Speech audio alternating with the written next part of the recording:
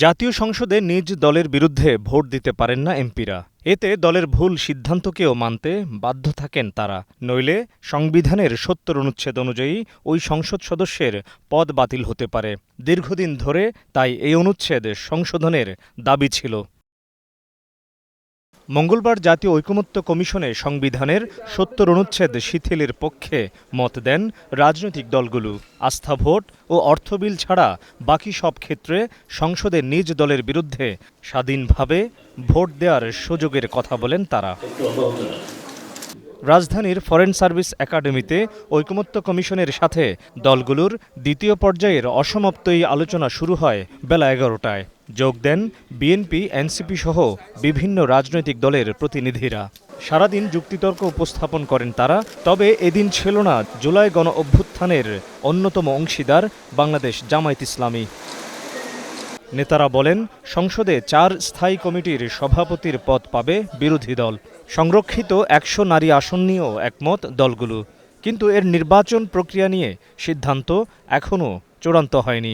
৭০ অনুচ্ছেদে সংসদ সদস্যরা স্বাধীনভাবে ভোট প্রদান করতে পারবেন দলের বিপক্ষেও।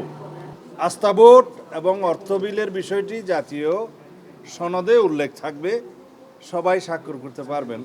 তবে বাকি দুইটা বিষয় এইভাবে আলাদা সংযুক্তি থাকবে যদি আমাদের দলের নির্বাচনী ইশতেহারে এগুলো আমরা উল্লেখ করি স্পেসিফিক।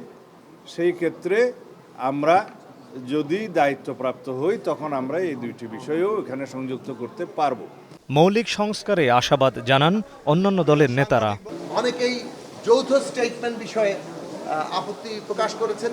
আমাদের মনে হয় যা কিছু বিষয়ে আলোচনা হচ্ছে, অন্তর্বর্তী সরকার নির্বাচনের সময়সীমা থেকে শুরু করে অন্যান্য প্রসঙ্গে তা সিদ্ধান্ত আকারে সকল দলের সাথে আলোচনা করেই নেবেন।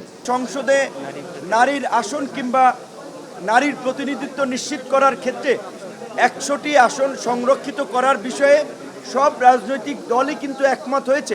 তবে সাম্প্রতিক কর্মকাণ্ডে সরকারের নিরপেক্ষতা নিয়ে প্রশ্ন তুলেছে এনসিপি। বিএনপির যে প্রস্তাব করছে যে পরের সংসদে গিয়ে রেটিফাই হবে এই প্রস্তাবনাগুলা, সেই দিকেই প্রধান উপদেষ্টার বক্তব্য কিছুটা একদিকে হেলে যায়। দ্বিতীয়ত বিষয় হচ্ছে ঐকমত্য কমিশনে যে রাজনৈতিক দলগুলোকে ডাকা হচ্ছে, এখানে প্রায় ২৪ থেকে ২৮টি দল ডাকা হচ্ছে। কি পদ্ধতিতে ডাকা হচ্ছে, অর্থাৎ কাদের কতটি সাংগঠনিক কমিটি আছে কিংবা নিবন্ধন আছে কি আছে না, মানে কোন পদ্ধতিতে ডাকা হচ্ছে সে বিষয়গুলো কিন্তু আমরা সুস্পষ্ট না। বৈঠক শেষে সংলাপের অগ্রগতি তুলে ধরেন ঐকমত্য কমিশনের সহসভাপতি।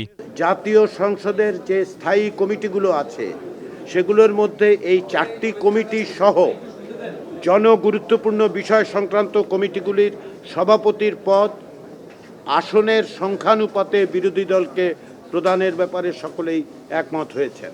আমরা প্রতিদিনই কিছু কিছু অগ্রসর হচ্ছি, প্রতিদিন সব বিষয়ে সিদ্ধান্তে আমরা পৌঁছতে পারবো না, এরকম প্রত্যাশা আপনারা করবেন না যে আমরা প্রতিদিন এখানে এসে বলবো যে এই বিষয়ে আমরা একমত হয়েছি। আলোচনায় অগ্রগতি হচ্ছে, অত্যন্ত ইতিবাচক অগ্রগতি হচ্ছে। প্রধান বিচারপতির নিয়োগ প্রক্রিয়া, সংসদের উচ্চকক্ষ সহ অন্যান্য বিষয়েও শীঘ্রই আলোচনায় অগ্রগতি হবে বলে জানান অধ্যাপক আলী রিয়াজ। Mohammad Hussain, Star News, Dhaka.